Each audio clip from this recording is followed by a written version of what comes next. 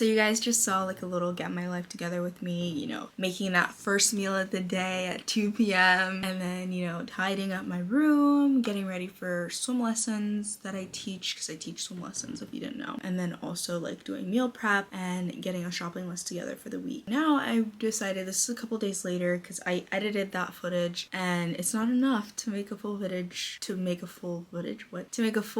on its own, so I decided to also show you guys a little insight into like my workflow process and how I really get stuff done, because I don't get like a lot of questions about this, but I do get like some friends and people who ask me like, you know, how do you do all the stuff that you do? And the answer is to-do lists. I am a to-do list girl. So this is an example of to-do lists that I make. So I used to bullet journal. If you don't know, I made bullet journaling videos on this channel like what feels like forever ago, but it was only like a year and a half, 2 years ago. And I used to bullet journal religiously, but then life just got too busy sometimes that I wouldn't have time to sit down at the end of the month or the beginning of the month to like make a whole bullet journal spread. So I transitioned over to Google Calendar, but then I realized Google Calendar isn't enough because like, yeah, Google Calendar is great for like mapping out your days and your weeks and your months in advance and like having like a schedule, but it's not good for like day-to-day things because there's just not enough space to fit like every single thing that you need to get done. So for instance, this to-do list that I have here was something that I made when I had like crap ton of stuff to do in a week. I needed to like send a bunch of emails, make calls, upload documents, get a second PPD, ask for letters of recommendation, send out more follow-up emails, so much stuff that I needed to do, and I needed to get this all done within the week. So how I usually do this is like when I'm feeling really overwhelmed, the best thing to do is just write it out on the list and figure out everything that I need to do and their deadline. So this is an old one, and I don't know if I've told you guys, but I am currently in a CNA class right now. So this is my CNA class workbook.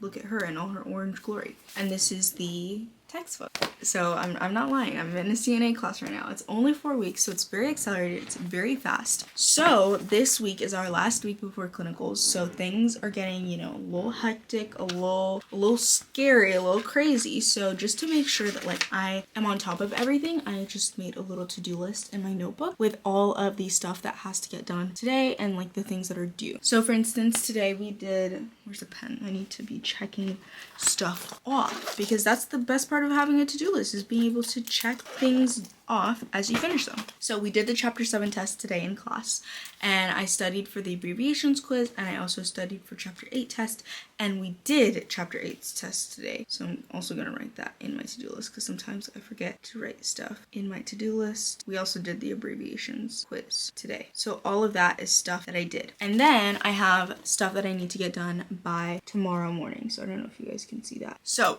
that's what we're gonna do. So that's usually like my workflow thing is like, I'm feeling overwhelmed. Step 1, feel overwhelmed. Step 2, make a list. Like get everything out of your head and onto a piece of paper or onto something that you can like physically check off, because I found that it's just easier. And I did the same concept with bullet journaling. The only difference is that these lists would then be like under the day that they'd fall under in my bullet journal. But now since I don't bullet journal anymore, I will write them in whatever notebook, pad, bigger pad. Like I have so many places to write my to-do list now. Bullet journaling it's not my current priority right now. So right now it is currently 3 p.m. and we have 1 hour to do all of this studying because I have a plan to have fun with my mom and my sister. This afternoon we're gonna have like a fun evening with the girls.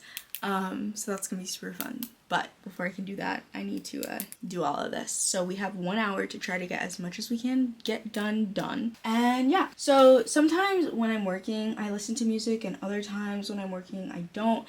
It really just depends on what I'm feeling. Right now, I'm okay with not listening to music because, you know, when you just get to a point where like you've listened to so much music in the past that like the songs that you're listening to, like they don't hit the same. So you gotta like give yourself a break from that music or like listen to other music before you can get back to like your normal stuff. That's kind of what I'm in right now. But when I'm studying, I don't like to listen to new music. I like to listen to music that I know and that I know the lyrics of, because if I know the song, then it prevents me from getting distracted, because then I can kind of just tune it out because I already know what's coming next. Like I know what lyrics are coming next, I know what changes are coming next, I know everything that's coming next. But if I don't know the song, then I don't know what's coming next, and then it's like this whole thing. Like it's like, whoa. you know? So yeah, we're not gonna do that. The first thing we're gonna do is we're gonna do the workbook for chapter 9. Let's see how long it is. Please don't be like 10 pages because I'm gonna kill myself. I'm kidding. I'm not gonna do that. I need to stop saying that because I'm not gonna kill myself. Yeah, it's only like 4 pages, so that should be pretty simple. And then we're just going to read through chapter 9. Oh, chapter 9 is so short. Do some highlighting, and then we'll work out of the workbook, and then we'll read through chapter 10, do some highlighting, and do the test for chapter 10. So let's get into that. Okay, really quickly, hold on. Just gotta bring you guys back up to the normal. Really quickly, I got to a part of my book, and this is something that I like to do. Let's see, we're good on time for now.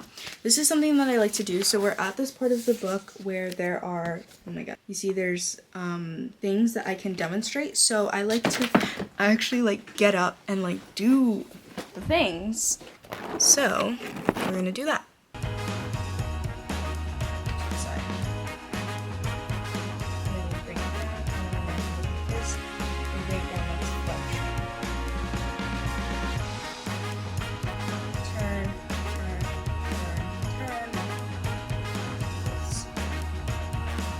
Wow, okay. Back to studying now.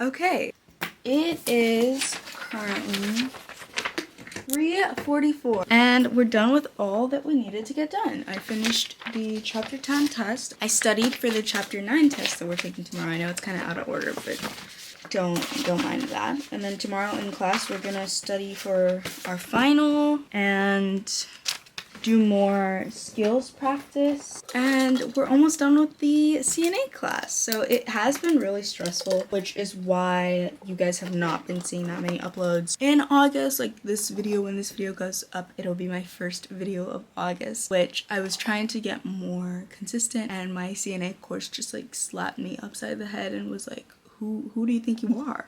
Because it's insane. I've been waking up at 6 a.m. every Monday through Friday, or basically Sunday through Friday for my class. And then Saturdays have really been my only day off. And on my only day off, I just want to like relax and not do anything and chill. Like I don't want to do anything on my days off from class, but luckily this is the last week before clinicals. Next week we only have 3 days of class and they all end at 1. So should be good, and then we're finally done with the CNA class, and then I just need to schedule the exam and then start applying for jobs. So it's really crazy that it's gone by so fast, but I'm kind of glad. And school is starting soon, so I actually just recently got some school supplies. Not that much because I'm gonna be using my iPad to take notes mostly this semester, but let me just show you guys what I did get. So I really just got like writing utensils because like, hello, I love pens. I'm a pen girl. I'm trying to get a good background other than just like plain white, you know? Anyways, so first I got some pencils. So I got these, what brand is this? Kurutoga pencils. Uni. These are Uni brand pencils. And this one is so cute. It's a Peanuts one and it's so cute. And I got these just in case I have a instructor who is like very strict on using pencil, because I've had professors and teachers in the past who have been like very strict on whether they want you to use pen or pencil. Like they're like, you can only write in pen or you can only write in pencil. Like in my CNA class, you can only write in pen, you can't write in pencil. But I've had classes in the past where teachers like, you can only write in pencil, so I wanted to have some mechanical pencils, and I still have some normal pencils from last year, I think. So I just need to like get those together. And then I got a bunch of my favorite Zebra Sarasa study pens. These are the pens that I love, and they're my ride or die. I made a video like I think like a year ago now about like what type of pens that I like. These are so freaking good. Like I don't even use any other pen now except for these. Like this is all I use. And I got a red one because I don't know if I told you guys, But I got a teacher's assistant supplemental instructor's position job at my college, so I'm gonna be doing that this fall. And I know you're probably like, Mariana, you literally just graduated high school, how are you already a TA in college? But it's because in my high school I was doing college classes, if you weren't aware of that, and I'm going to the same college that I did my high school college classes in. So I'm actually entering in college as a junior. Like, I'm literally a junior in college and standing, like, if you look me up in my system, and I basically only have about 2 years of college left, which is crazy. Yeah, that's basically it. I have 2 years of college left, and there's a lot of updates that I want to talk to you guys about. Actually, I'll just say it now because why not? Okay, so first update is I'm just pulling up my channel so that I can like remember. Okay, this is what you guys do know. This is what you guys don't know. Okay, so you guys saw that I started studying for my MCAT in July or June. That was more like June. I filmed it in June, but I didn't get to upload it until July. So we're taking a pause on that because there's still a lot of important courses that I need to take for the MCAT within the next 2 years of college, or within the next year that I want to take before I take the MCAT.